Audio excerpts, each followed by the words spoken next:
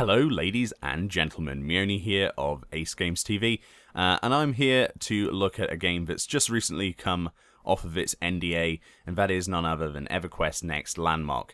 If you're unfamiliar with what exactly Landmark is, well, it's not to be confused with the MMO of the same name, Everquest Next, which is supposed to be coming out in the next 1 to 2 years' time. It's probably more like the 2 years' time, which is an MMORPG, in the same vein as sort of like Guild Wars 2, but we'll come on to that in another video.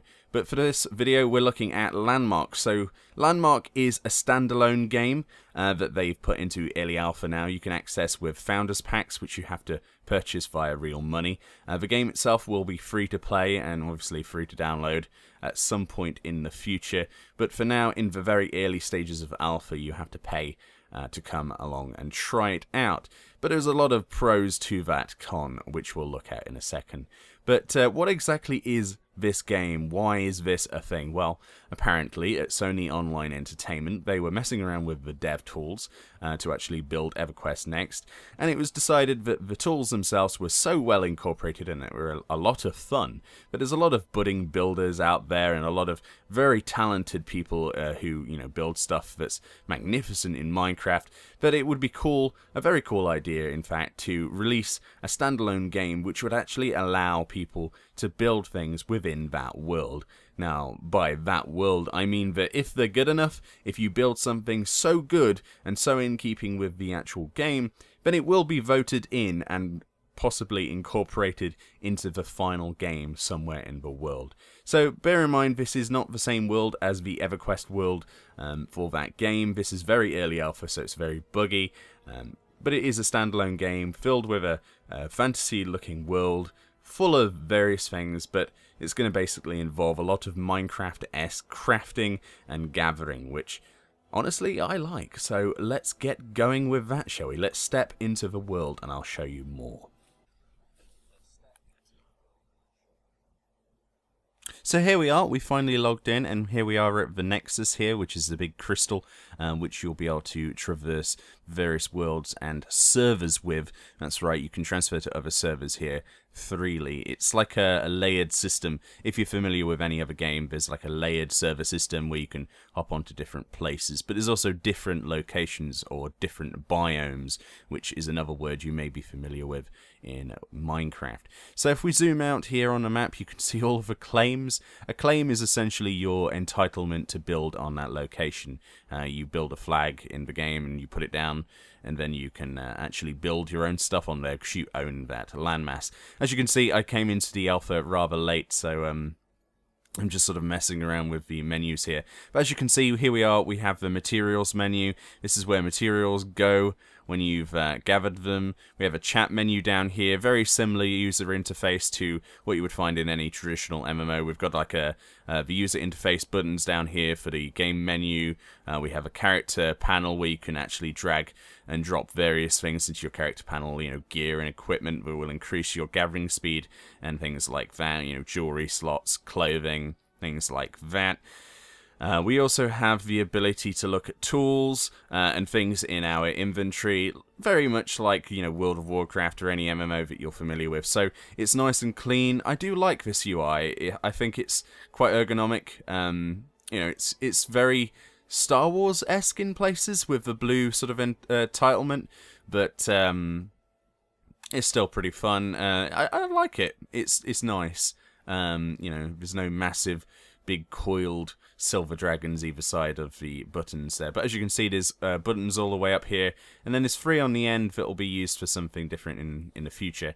But various tools can be placed on the hotbar like in any other game, instead of actually equipping them. So we're going to go over to this crystal now, because we probably spawned into a high level zone. So if you're actually playing this along with me and you're like, how do I get started? Well, the first thing you want to do is go and click this crystal. You want to left click it. I was right clicking it for a while, and you want to find a tier 1 world, because you want to find all of your base minerals and materials on a tier 1 world, or area, biome rather. You don't want to be on a tier 3 world like this is at the start, because, well, you're not going to be able to gather anything for a start. So we're going to go hop over to a tier 1 world now at the simple click of a button, and let's get crafting. So here we are, we finally found a world. Had a bit of lag there, so I had to cut that out. It was essentially bobbing up and down. But as you can see, this is actually someone's little sort of settlement here. They're slowly sort of leveling the land to build something on it, but we're not going to bother them. There's lots of players. You will find players literally everywhere, as you could expect. And there was an unparalleled number of people come across. So now I've selected what's in my number 2 slot on my hotbar, which is an axe. And I'm going to try and chop this tree down. As you can see, a green bar comes across saying what's left of the tree, and then I can basically lower that bar by chopping away at its roots here. And it's a bit of a slow process. There's going to be a lot of chopping down of trees, so I'm going to speed up some of the chopping down trees, but I'm going to show you what happens when you do actually successfully chop a tree. I think it's probably one of the best things ever in a video game, and I'm not even exaggerating. The first time I nearly pooed myself. It was that loud and that unexpected, but the tree itself literally explodes. But as you can see here, I'm getting all of these mats. I'm getting blue mats, in fact. These burled wooden planks or whatever. The wooden stuff. And essentially, this stuff doesn't go in your inventory. It goes actually into this menu here, which means you've got your inventory space, which is a brilliant idea, by the way. Having a materials tab, which doesn't seem to have much of a limitation, if at all a limitation. And you can see there's various things in here that I can craft by hand from those wooden logs, essentially little various planks. But for the advanced stuff like building props, chairs, tables and things like that, decorations, that sort of stuff, doodads available in the game, you will need various tools, and to craft those tools you need to actually go to a tool bench, which you will find all of the necessary equipment back at a forge over at the Nexus. So if you're looking to actually progress and build new tools, build new workbenches and sawmills and things like that, go back to the Nexus where you ported in, and there'll be a forge there.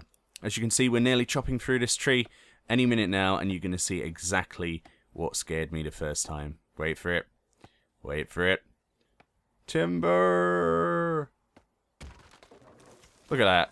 Isn't that crazy? That scared the hell out of me the first time. But you weren't scared because I gave away what was going to happen.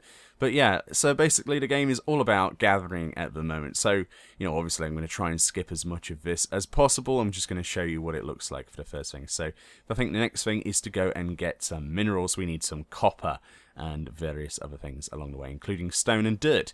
So let's go and do that. So here's an unsuspecting mountain range, very much not unlike New Zealand here. If you've gone and seen the latest Hobbit movie, if you haven't gone and seen the latest Hobbit movie, rather, I would definitely go and recommend seeing that. It's incredible. Mr. Cumberpatch does Smaug justice, let's put it this way.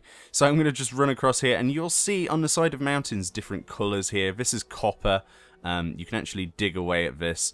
Now, as anybody who's watching here played Red Faction at all? Now, I'm not talking about the newer Red Factions because, well, they're crap in comparison, but I'm talking about the old Red Faction over on the PlayStation with the geomod technology, and you're going to understand exactly what I mean as I dig into this mountain, and you're going to go, look at that, there's a hole. Yep, there is a hole, and these holes don't disappear.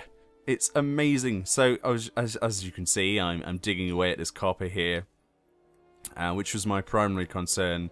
But then I decided, hey, look at the hole I'm drilling here. I wonder how long it would take me to drill through an entire mountain.